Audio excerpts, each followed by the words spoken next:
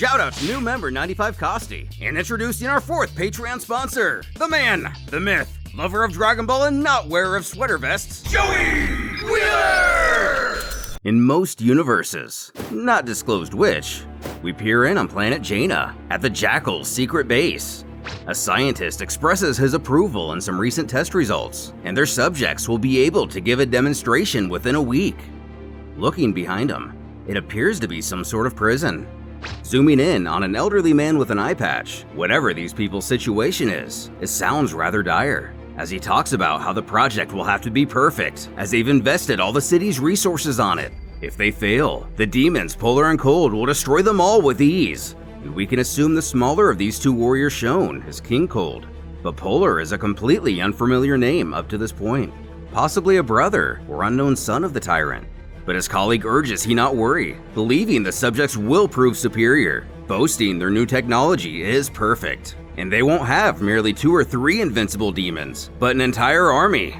Pulling up files on their subjects, his personal favorite to defeat Cold is Commander Sugui, who has a power of 780,000. Next is Lieutenant Baido, whose strength is much less, but still formidable at 160,000. Both volunteers for this project. Another volunteer being a former firefighter by the name of Bojack, who nearly rivals Baido in combat, before stumbling upon some familiar criminals who are all prisoner subjects and not willing participants, all much weaker than those previously mentioned. Bojack, habitual criminal, power 110,000. Zenya, professional swindler, 65,000. Newcomer Goanna, mercenary, 48,000. Gakuwa, or Kogu, unspecified offender, 45,000. And finally, the orphan Bujin, who unlike the previous 4 mentioned, is speculated to be a volunteer rather than a prisoner, though it isn't confirmed. The scientist is a bit reluctant to trust the captives, questioning how they know the Low Bay, but his underling assures they are very much under control, and he will see during the demonstration, everything is going to be okay. But if only they could have seen the Curb Your Enthusiasm meme coming, as the entire compound has fallen into complete chaos and destruction. Sugui, Baido, and other soldiers confront Bojack, demanding to know if he's the one responsible for the slaughter. The pair familiar with each other, the pirate confesses he's dreamt of beating down the commander for a long time now, maybe even more so than the scientists who have been experimenting on him during his entrapment here. But Sugui finds his demeanor foolish, as it's well known he alone is more powerful than Bojack and all his cronies combined. Though that is a trend the villain intends to put an end to, as these countless experiments have proved to have a latent effect on him. What the? Is he changing colors?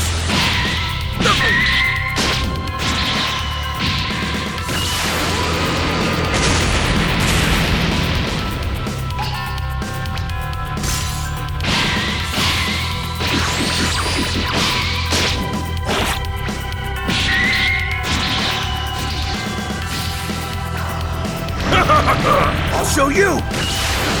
Holy Sword!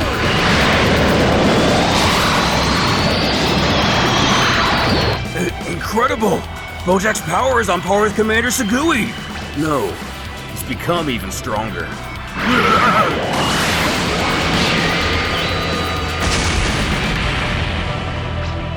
The face-off coming to its end. Bojack admits he's impressed the commander managed to survive, but now that he's exhausted all of his strength. I will never be defeated by you. Never! With the most powerful of his opposition dead, Bojack looks up at the bystanders, asking if they have something to say. Zenya piping up. She's always admired his work, wanting to join forces as his follower. He too knows of her skills, claiming there is no one more deceptive or opportunistic in this world, welcoming her to the crew. Lieutenant Baido, ripping off his sash in renouncement of his current alliance, also vows himself to his new leader, so long as his journey involves violence. One by one, the others also declare their loyalty to Bojack, though Koju seems a bit uncertain. When a man begins pleading with everyone to be reasonable, Bojack is a murderer and criminal, reminding their goals to take down Cold, Polar, and Snower, who have pillaged their planet, their civilization. The apparently not-so-shy kid then severs the top of his head, telling him to shut up, while maintaining that defeated look on his face. Nothing further. Bojack barks for everyone who approves of his leadership to follow. Hiding away, the orphan Bojack, who seems very scared and unsure of himself. Peeking out to find the rebellions flying away, he decides to follow. While Bojack's story would differ greatly through the many universes, for now, we're left to wonder his relationship with Kat and the other benevolent fighters of Universe 6. Year 623.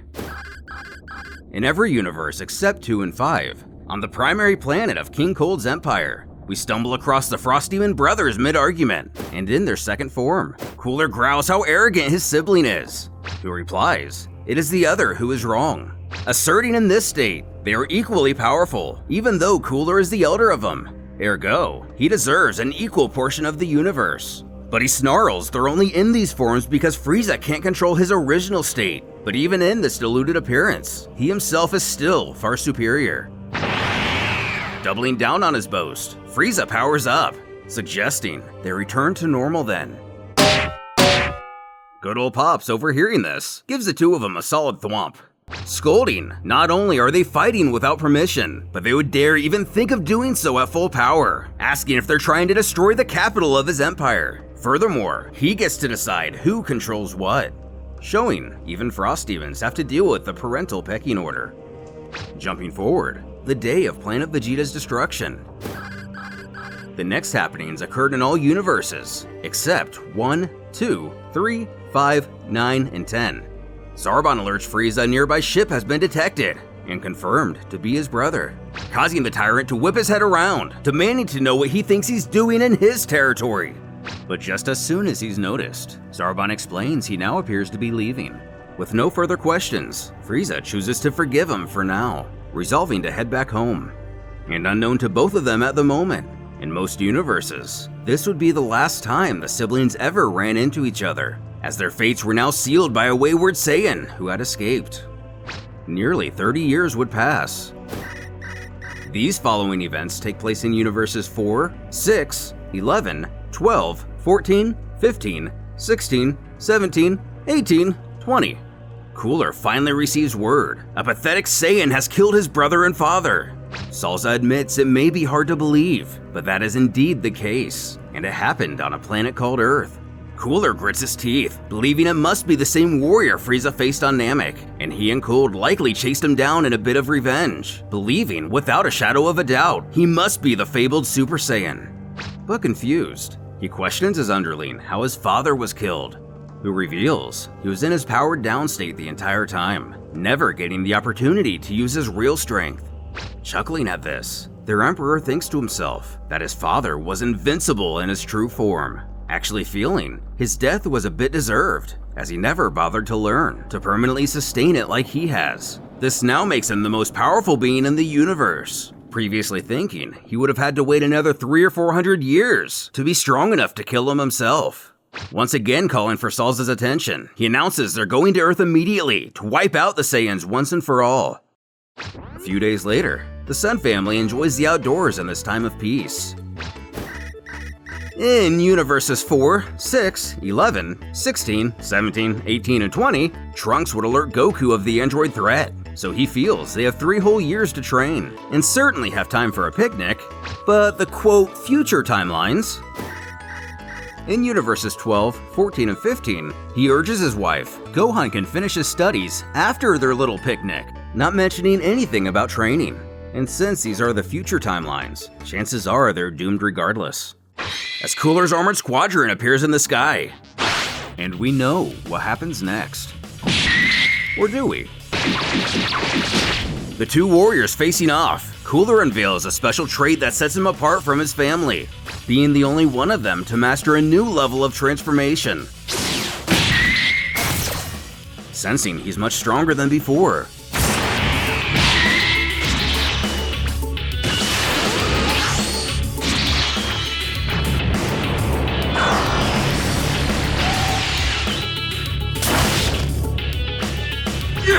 he's tough. surviving the massive attack with a cut across his entire body. Cooler taunts his opponent, asking if he went too hard, as he has a tendency of getting carried away while in this form, before he offers to say in a compliment, previously believing Goku would be much less durable. Staring the demon down, our hero remarks he hasn't even seen his full power yet, urging he not make the same mistake as his brother by underestimating him, who chooses to brush off this warning.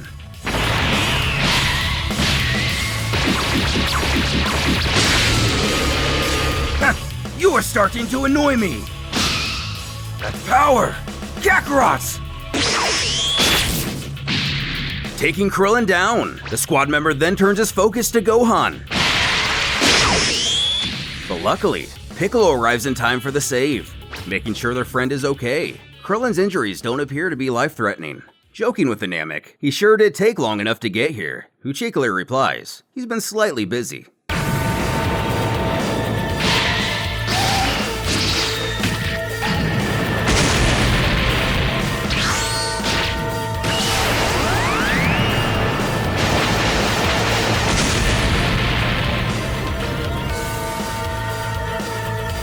Upon discovering Goku's warning wasn't merely a bluff, Cooler is irate, finding himself beaten down, wondering if this is the same power his father and brother felt.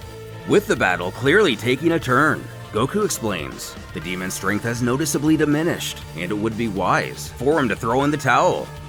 But pride is a stubborn thing. As Cooler spouts, he will never surrender, and he is the most powerful of the Frost Demons, and no one can defeat him.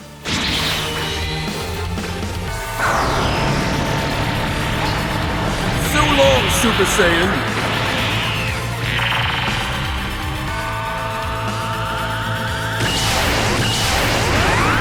What? No! I cannot lose! And so, Goku's attack propelled Cooler into the sun, thus would eliminate the last of the Frost Demons, who burnt alive in the star itself. However, our heroes wouldn't even know they had just ended once and for all the race of tyrants who had enslaved several galaxies for a near millennia, and the face of the universe had been changed forever.